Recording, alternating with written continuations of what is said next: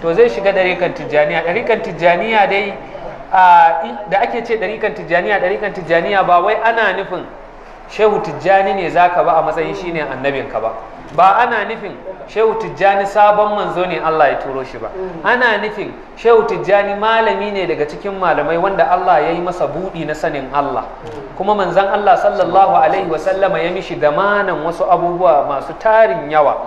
Don haka sai shehu tijjani ya buɗe makaranta da muridansa ya ce, ya ku muridaina, idan kuna son ku zamo tare da ni, ku zamo 'yan makaranta na, to ni ga dalilin da za ka samu admission dina. Don kowane makaranta in ka je akwai admission letter da za a baka, wanda a ciki za ka karanta dokokin makarantar.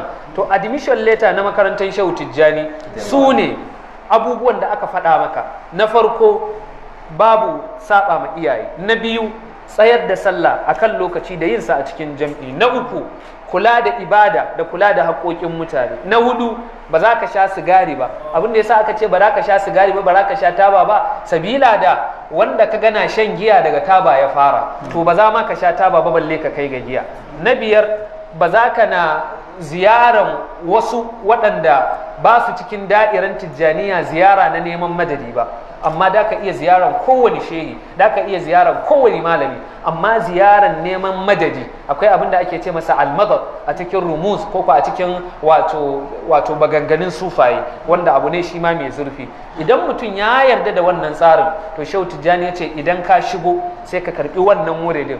Wannan wuridin shine istighfari 100 da safe, salatin annabi 100, la ilaha illallah 100.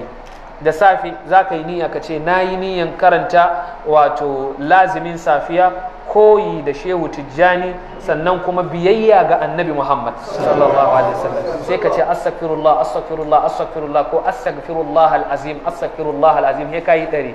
La ilaha Allahumma salli ala sayyidina Muhammadin wa sallim. Salatul ibrahimiyya ko salatul fatih tafi, kai da salatul fatih yafi, kai salatul fatih ko ibrahimiyya ko wani salati ma. Idan ka yi wannan sai ka yi la ilaha illallah 100. Idan ka yi ya cika, to shi kenan sai ka yi subhana rabbika rabbil, sai ka shafa, ka yi lazimin safe. Da yamma ma ka sake ka karanta istighfari 100, salatin annabi 100, la ilaha illallah 100. Bayan magriba ko bayan asuba ko kowane lokaci a yini akwai zaman da ake sunansa wazifa, da a taru a jam'i ake yin sa inda akwai jama'a. In babu jama'a kuma ka iya yi kai ɗayanka.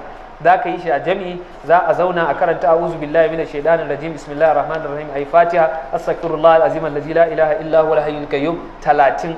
wannan astaghfirullah alazim allazi la ilaha illa huwal hayyul qayyum din nan manzon Allah ya bada shi ma wani sahabinsa. Sannan kuma Shehu Tijjani sai maka umarni ya ce to wannan zaka nayi ka karanta salatul fatihi 50, bayan salatul fatihi ka karanta la ilaha illallah 100, sai kai subhana rabbika rabbil izzati amma yasifun wa salamun alhamdulillah, sai ka shiga jawhara kuma sai kai 12. in baka iya baka karanta salatul fatiha 20.